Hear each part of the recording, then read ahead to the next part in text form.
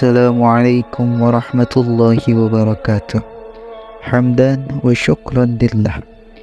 Kita masih bisa dipertemukan lagi di channel ini dalam keadaan sehat walafiat. Sholawat beserta salamnya semoga selalu tercurah limpahkan kepada junjungan kita Nabi besar Muhammad sallallahu alaihi wasallam beserta kepada keluarganya dan para sahabatnya dan kepada atba'ut tabi'innya. Sebelum kita memulai pembahasan, alangkah baiknya kita memulai dengan bersolawat.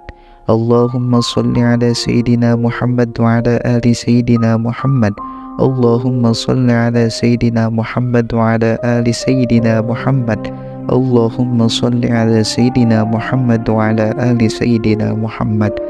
Harapan dan doa saya semoga kalian semua selalu disehatkan, diberkahkan rezekinya, diberkahkan umurnya, dan selalu ada di dalam lindungan dan rahmat Allah.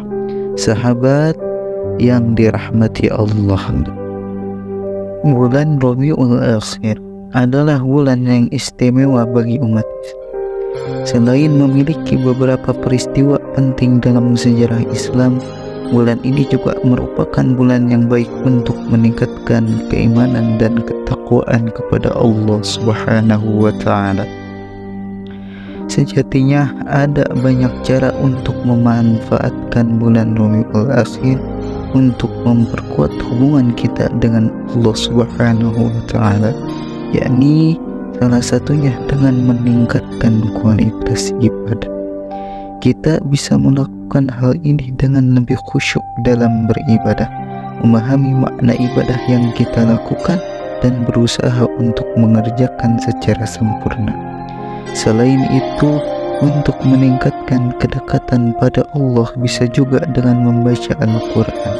Al-Quran adalah kitab suci yang diturunkan oleh Allah untuk umat Islam. Membaca Al-Quran dapat membantu kita untuk lebih memahami ajaran Islam dan mendekatkan diri pada Allah.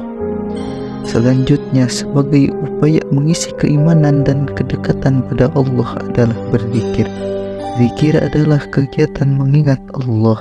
Berzikir dapat dilakukan dengan cara membaca tasbih, tahlil, dan berbagai macam zikir lainnya. Zikir dapat membantu kita untuk lebih tenang dan damai, serta meningkatkan ketakwaan kita kepada Allah. Allah berfirman dalam surat Al-Baqarah ayat 152, Bismillahirrahmanirrahim. Fadhkuruni adhkurkum washkuruni wa la takfurun.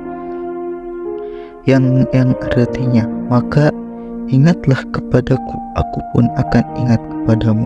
Bersyukurlah kepadaku dan janganlah kamu ingkar kepadaku. Yang kedua, memperbanyak membaca sholawat kepada Nabi Muhammad sallallahu alaihi wasallam. Khususnya di bulan Rabiul Akhir, Syekh Abdul Hamid bin Muhammad Ali dalam kitab Kanzun An-Najah wa Al-Asrur halaman 130 menyatakan bahwa terdapat berbagai keutamaan membaca sholawat kepada Nabi Muhammad sallallahu alaihi wasallam. Salah satunya mendapat rahmat dari Allah. Sholawat merupakan salah satu cara untuk mendekatkan diri kepada Allah. Ia menyebutkan bahwa ketahuilah bahwa dianjurkan pada bulan ini untuk memperbanyak sholawat, untuk melakukan puasa sunnah dan membaca sholawat pada pemimpin umat Nabi Muhammad sallallahu alaihi wasallam. Ketika kita membaca sholawat, kita sedang berdoa kepada Allah untuk melimpahkan rahmat dan berkahnya kepada Nabi Muhammad sallallahu alaihi wasallam. Dan Allah telah berjanji bahwa barang siapa yang bersolawat kepada Nabi Muhammad, maka ia akan melimpahkan rahmatnya kepada sebanyak 10 kali lipat. Lanjutnya, orang yang senantiasa membaca sholawat mendapat syafaat dari Nabi Muhammad sallallahu alaihi wasallam. Syafaat adalah pertolongan dari Nabi Muhammad di hari kiamat. Nabi Muhammad telah bersabda bahwa orang yang paling berhak mendapat syafaatnya adalah orang yang paling membaca sholawat kepadanya. Adapun membaca sholawat akan menghapus dosa. Nabi Muhammad telah bersabda, seseorang yang sholat asar pada hari Jumat, kemudian sebelum berdiri dari tempat membaca sholawat kepada Nabi Muhammad sebanyak 80 kali, maka akan diampuni dosa-dosanya sebanyak 80 tahun dan dicatat sebagai ibadah 80 tahun. Selanjutnya, memperbanyak sholawat akan mendapatkan perlindungan dari Allah Subhanahu wa Ta'ala. Sholawat juga dapat memberikan perlindungan kepada kita dari berbagai macam mara bahaya. Nabi Muhammad sallallahu alaihi wasallam telah bersabda bahwa barang siapa yang membaca sholawat kepadanya sebanyak 3 kali dalam sehari, maka Allah akan melindunginya dari berbagai macam mara bahaya. Yang ketiga, puasa ayyamul bid. Puasa ayyamul bid adalah puasa yang dilakukan pada tanggal 13, 14, dan 15 setiap bulan dalam kalender Hijriah. Nama ayyamul bid berasal dari bahasa Arab yang berarti hari-hari putih. Hal ini dikarenakan pada malam hari-hari tersebut bulan purnama bersinar sangat terang sehingga langit terlihat putih. Puasa ayyamul bid hukumnya sunnah muakkad, yang artinya adalah sunat yang sangat dianjurkan.